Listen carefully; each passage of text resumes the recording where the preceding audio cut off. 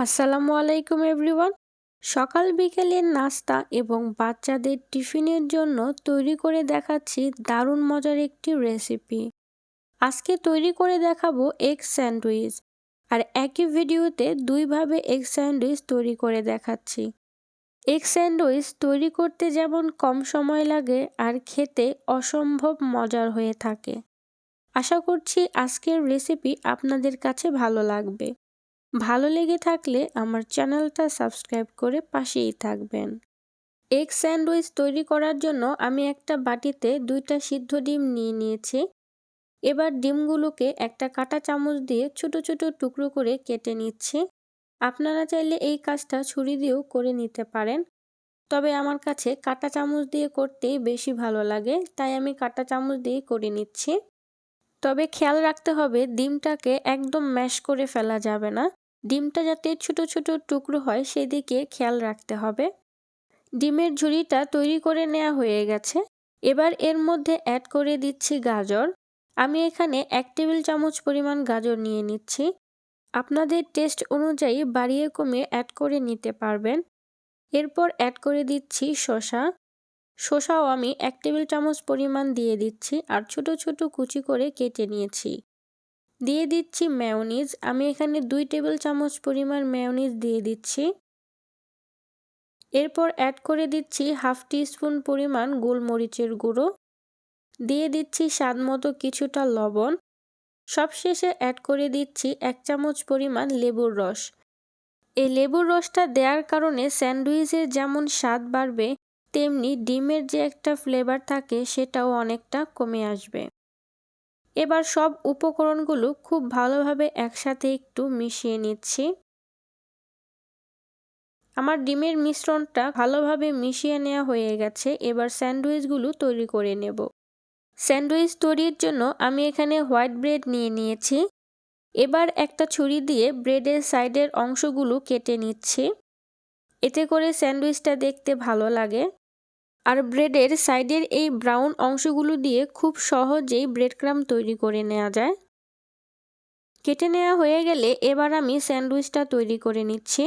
ব্রেডের উপরে পরিমাণ মতো ডিমের মিশ্রণ দিয়ে পুরো ব্রেডের মধ্যে মিশ্রণটাকে চারদিক থেকে সমানভাবে ছড়িয়ে দিতে হবে।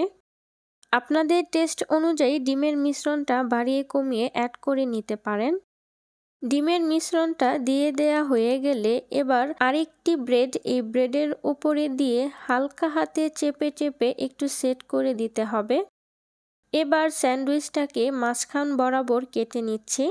আপনারা আপনাদের পছন্দ অনুযায়ী যে কোনো শেপে কেটে নিতে পারেন। দেখলেন তো কত সহজেই তৈরি হয়ে গেল দারুণ মজার আর স্বাস্থ্যকর এগ স্যান্ডউইচ। এই পর্যায়ে স্যান্ডউইচগুলিকে প্লাস্টিক র্যাপার দিয়ে র্যাপ করে একদিনের জন্য নর্মাল ফ্রিজে রেখে সংরক্ষণ করে খেতে পারবেন। এবার চলে যাচ্ছি আমাদের দ্বিতীয় পদ্ধতিতে স্যান্ডউইচ তৈরি করার জন্য। প্রথমে একটা প্যানে দিয়ে দিচ্ছি 2 চামচ পরিমাণ বাটার। এবার অপেক্ষা করব বাটারটা সম্পূর্ণভাবে গলে যাওয়া পর্যন্ত। বাটারটা যখন সম্পূর্ণভাবে গলে যাবে তখন এর মধ্যে 2টা ডিম ভেঙে দিয়ে দিচ্ছি।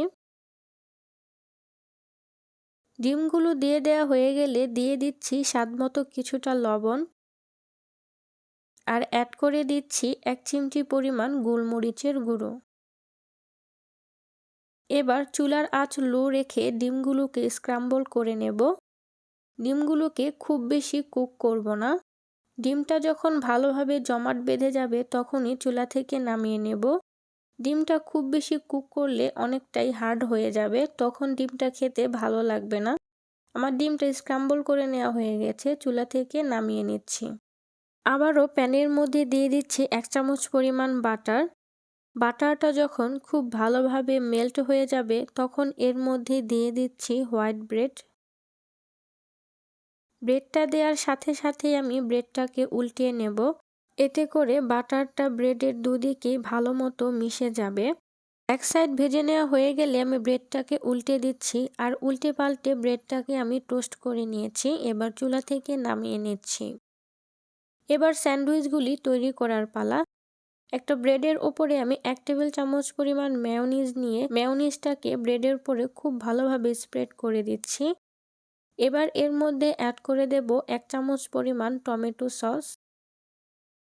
টমেটো সসটাকেও আমি মেয়োনিজের সাথে খুব ভালোভাবে ব্রেডের উপরে স্প্রেড করে দেব। সস আর মেয়োনিজ ব্রেডের উপরে দিয়ে দেওয়া হয়ে গেলে এবার দিয়ে দিচ্ছি এগ স্ক্রাম্বল। ডিমের ঝুড়িগুলিকে ব্রেডের উপরে চারদিক থেকে সমানভাবে বিছিয়ে দিতে হবে। ডিমগুলি দিয়ে দেওয়া হয়ে গেলে এবার এর উপরে দিয়ে দিচ্ছি শসার স্লাইস।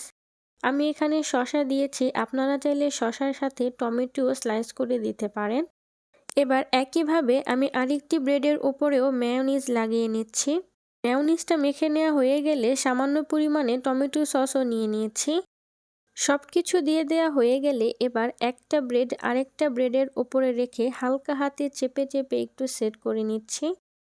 এবার আমি স্যান্ডউইচগুলোকে কেটে নিচ্ছি।